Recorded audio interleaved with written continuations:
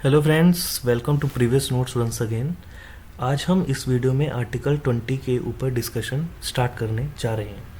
Article 20 mainly तीन चीज़ों पर आधारित है। आर्टिकल 20 की first close x post facto यानी रेट्रोस्पेक्टिव लॉज के ऊपर है, सेकंड क्लोज डबल जियोपार्डी के ऊपर है और third clause right against self incrimination पर आधारित है। हम तीनों को बहुत डिटेल में डिस्कस करेंगे एंड आई एम श्योर कि आप अगर इस वीडियो को पूरा देख लेते हैं तो एंड तक आपके मन में इन टॉपिक्स के ऊपर कोई भी डाउट नहीं रहेगा। And before starting I would request all of you कि अगर आप हमारे चैनल पर नए हैं और आपने हमारे चैनल को अभी तक सब्सक्राइब नहीं किया है तो फटाफट से सब्सक्राइब कर बेल आइकन प्रेस कर दीजिए ताकि आप इसी तरह के वीडियोस टाइम टू टाइम देख सकें।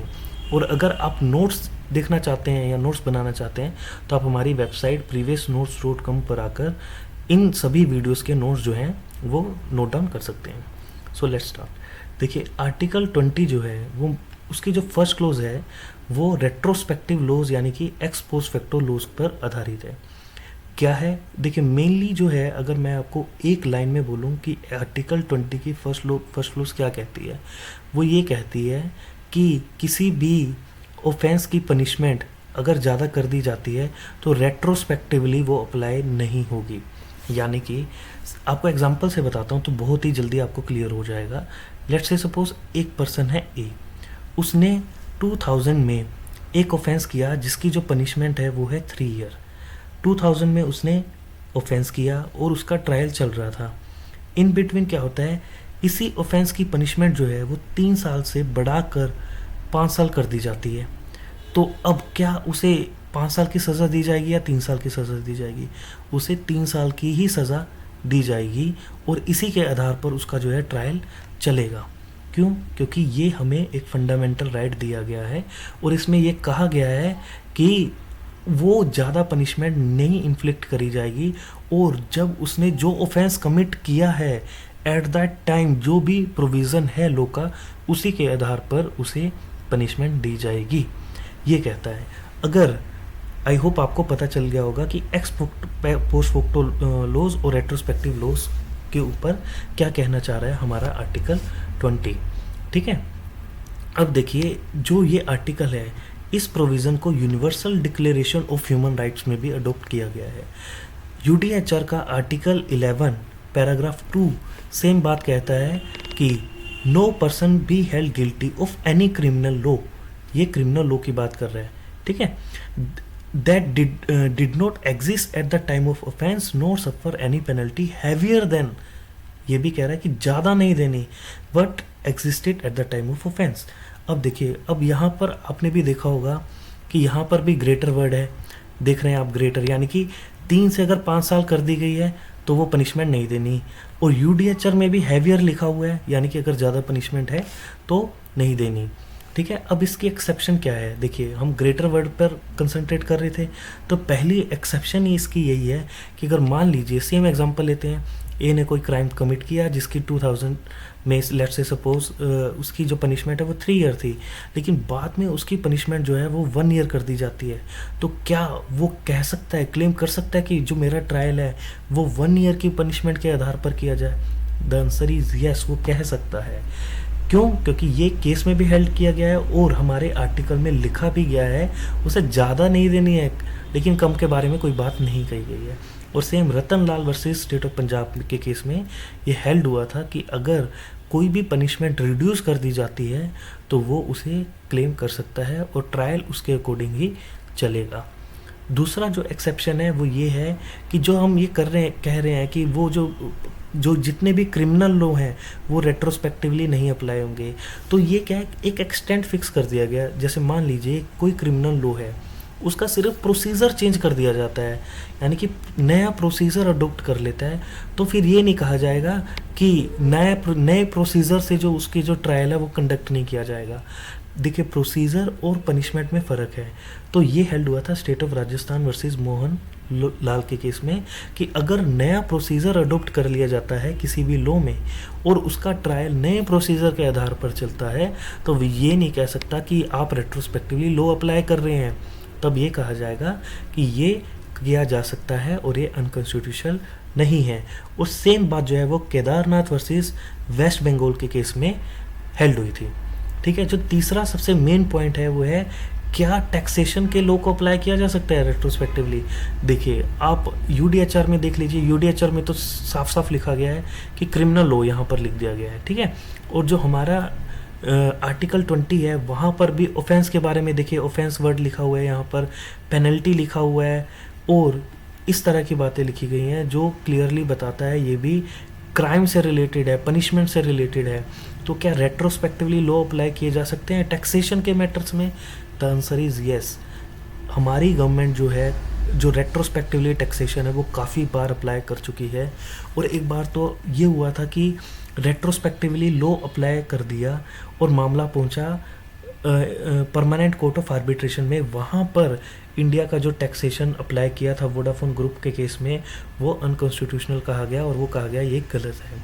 देखिए रेट्रोस्पेक्टिवली टैक्सेशन को अप्लाई इस कारण से भी नहीं किया जाना चाहिए क्योंकि ये जो एनवायरनमेंट है, जो मेन जो लोग क्या करते हैं कि जो एनवायरनमेंट क्रिएट किया जाता है इन्वेस्टमेंट का, जो कंपनीज आती हैं वो भी ये कहती हैं कि यार टैक्सेशन की जो स्कीम है वो तो इस गवर्नमेंट की सही नहीं है, तो क्या ये गवर्नमेंट चलाएंगे। तो एक नेगेटिव इम्पैक्ट जो है, नेगेटिव माहौल जो है क्रिएट होता है। तो इस वजह से भी रेट्रोस्पेक्टिवली टैक्सेशन नहीं करना चाहिए, लेकिन ये किया जा सकता है। ठीक है, नहीं करना चाहिए और कर सकते हैं, दोनों में फ़र्क है। ठीक है, जो आर्टिकल 20 की सेकंड क्लोज है वो डबल जेओपार्डी से रिलेटेड है और ये कहती है कि अगर किसी पर्सन ने एक क्राइम किया है, एक ऑफेंस किया है, तो उसे एक ही बार पनिशमेंट मिलेगी। ये नहीं है कि आप बार बार ट्रायल करके उसी ऑफेंस के लिए उसे बार बार ट्रायल में लाओ और उसे हरास करो और उसे पनिशमेंट दो। एक ऑफेंस की एक पनिशमेंट ही मिलेगी, ये कहता है आर्टिकल 20 के सेकंड क्लोज। अब देखिए इसका ऑब्जेक्टिव क्या है, ये क्यों दिया गया? ये इसलिए दिया गया है ताकि हरासमेंट को अवॉइड किया जा सके। और ये क्या है, प्रोटेक्शन है अगेंस्ट मल्टीपल प्रोसिक्यूशंस, ये प्रोटेक्शन दी जाती है इसमें। ठीक है, और ये फाइनलिटी ऑफ लीगल प्रोसीडिंग को भी बढ़ावा देता है। और conviction as a bar, acquittal as a bar, ये पॉइंटर्स मैंने लिखे हैं, आप इन्हें गो थ्रू कर सकते हैं, कुछ खास नहीं है। मेन यही है कि अगर आप एक पर्सन जो है एक ऑफेंस के लिए एक ही बार कन्विक्ट किया जाएगा, उसे बार बार नहीं किया जा सकता। ठीक है, जो मेन अब तीसरा मुद्दा आता है राइट अगेंस्ट सेल्फ इंक्रिमिनेशन। देखिए इसमें ये कहा गया है, ये एक लीगल प्रिंसिपल है। The right against self incrimination is a legal principle that protect individual from being compelled to provide evidence और टेस्टिमोनी। यानी कि किसी भी इंडिविजुअल को जो के साथ जोर ज़बरदस्ती नहीं की जा सकती और कंपेल नहीं किया जा सकता, और ये नहीं कहा जा सकता कि आप अपने खिलाफ ही गवाही दो, आप गुनाह कबूल करो, ऐसा नहीं किया जा सकता। और आप जब इंडियन एविडेंस एक्ट पढ़ेंगे तब आप ये भी देखेंगे कि अगर आप कुछ भी कह देते हैं ड्यूरिंग कस्टडी, आप पुलिस की कस्टडी में हैं और बेशक कबूल भी कर लेते हैं, तो वो भी एज ए टेस्टिमोनी नहीं माना जाता। आपको मजिस्ट्रेट के सामने ये कहना पड़ता है तभी माना जाएगा। तो ये सारी चीज़ें हैं, ये इसलिए कही गई है ताकि जो पुलिस जो है वो टॉर्चर करके किसी को ये ना कहे कि आप कबूल कर लो कोई चीज़, और वो वही चीज़ जो है बात रख दी जाए कोर्ट के सामने और उसे हरास किया जाए। तो इन सब चीज़ों के लिए ये सब प्रावधान रखे गए हैं। तो क्या राइट टू, और ये इसमें एक चीज़ और इंक्लूड है, राइट टू साइलेंस, यानी कि अगर चुप रहने का अधिकार है। वो कह सकता है कि मैं इस चीज़ पर कुछ भी नहीं कह सकता। ठीक है, ये प्रोटेक्शन है ड्यूरिंग इन्वेस्टिगेशन, यानी कि ये राइट दिया गया है और जब तक इन्वेस्टिगेशन चल रही है तब तक ये उसे राइट दिया गया है, वो अपन इस राइट का यूज़ कर सकता है और ये फेयर ट्रायल को गारंटी करता है। लेकिन इसके भी कुछ एक्सेप्शंस है। कैसे? देखिए अब ये तो कहा गया कि आप अपने खिलाफ कोई गवाही नहीं दे सकते, तो क्या कोई वॉइस सैंपल के लिए कंपेल किया जा सकता है किसी पर्सन को कि आपको वॉइस सैंपल देना है? तो सेम केस जो है इसी बात पर Ritesh Sinha versus state of Uttar Pradesh में ये डिस्कस हुआ और ये कहा गया accused person can be directed to give voice sample during the course of an investigation. यानी कि अगर कोई इन्वेस्टिगेशन चल रही है तो एक्यूज को फोर्स किया जा सकता है वॉइस सैंपल को देने के लिए। ये बात हेल्ड हुई थी Ritesh Sinha versus state of Uttar Pradesh में। इसी तरह से फिंगरप्रिंट या फिर हैंड राइटिंग के जो सैंपल है वो दिए जा सकते हैं। तो ये भी हेल्ड हुआ था AP versus M Krishna Mohan के केस में कि हैंडराइटिंग या फिर फिंगरप्रिंट्स भी दिए जा सकते हैं और कहा जा सकता है कि उसको कि आप अपने फिंगरप्रिंट दीजिए इन्वेस्टिगेशन के दौरान। तब वो ये नहीं कह सकता कि मेरे पास तो राइट है सेल्फ इंक्रिमिनेशन का और मैं अपने अगेंस्ट कोई भी एविडेंस कोई भी गवाही नहीं देना चाहता, तब ये इस क्लोज का यूज़ नहीं कर सकता। और आप ये भी कह सकते हैं कि ब्लड सैंपल भी सेम केस में कहा जा सकता है कि आप ब्लड सैंपल भी दीजिए।